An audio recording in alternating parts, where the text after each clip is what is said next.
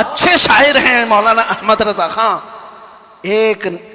ایک منقبت یا ایک نظم ہمارے نواب صاحب کے لیے بھی لکھ دیجئے, میں جا کر کے سناؤں گا تو بڑے نذرانے ملیں گے. اعلیٰ حضرت قلم کے بادشاہ, ارے میاں اللہ نے وہ دولت عطا کی تھی, وہ دولت عطا کی تھی. محسن کاکوروی صاحب ایک بڑے شاعر تھے, اعلیٰ حضرت کے پاس وہ ایک قصیدہ لکھ کر کے لائے تھے. کس چیز کا قصیدہ؟ معراج کا قصیدہ, حضور کے معراج کا قصیدہ. اس میں کاشی, گنگا جل سب کا ذکر تھا. انہوں نے استعارہ کے طور پر اشعار لکھے تھے, کاشی سے چلا جانب متھرا, اس طرح کے اشعار.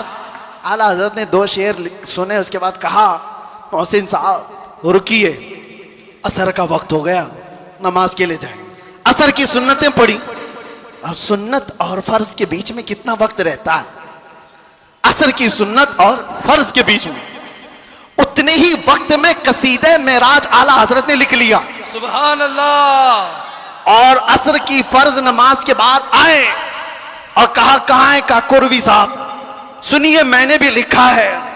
محسن صاحب نے کہا آپ نے کب لکھا؟ کہا عصر کی سنت اور فرض کے بیچ جو وقت ملا تھا اس میں میرے ذہن میں جتنے آئے میں سنا دوں.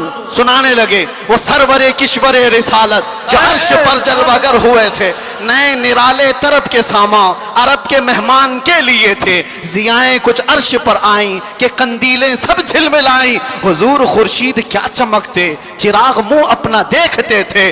پورے معراج کا واقعہ کیسے لکھا؟ وہی ہے اول, وہی ہے آخر, وہی ہے ظاہر, وہی ہے باطن. حضور کے بارے میں کیا کہتے ہیں؟ وہی ہے اول, وہی ہے آخر, وہی ہے ظاہر, وہی ہے باطن. اب سنو پورے معراج کا واقعہ. اعلیٰ حضرت کہتے ہیں اسی کے جلوے, اسی سے ملنے, اسی سے اس کی طرف گئے تھے. سبحان اللہ. اسی کے جلوے, اسی سے ملنے, اسی سے اس کی طرف گئے تھے. پورے اشعار سنتے رہے کاکوروی صاحب, ختم ہی نہیں ہو رہے ہیں. اعلیٰ حضرت نے جانتے ہو یہ قصیدہ معراج 4 شعر, 6 شعر, 8 شعر کا نہیں, پورے 168 اشعار لکھ دیے تھے. سبحان اللہ. جس کو قادر الکلامی اتنی ہو, جس کو اللہ تعالیٰ نے زندہ باد, زندہ باد. اعلیٰ حضرت, جس کو اللہ تعالیٰ نے اتنی قادر الکلامی عطا کی ہے اشعار کی زبان پر, تو وہ جب قلم چلائے تو کیا نہیں کہہ سکتا. نان پارا والے صاحب سے بھی کہا ٹھیک ہے قلم چلاتا ہوں. وہ نواب صاحب کی شان میں لکھوانے آئے تھے, بریلی کا امام لکھنے لگ گیا وہ کمال حسن حضور ہے کہ گمان نقص جہاں نہیں, یہی پھول خار سے دور ہے, یہی شمع ہے کہ دھواں نہیں,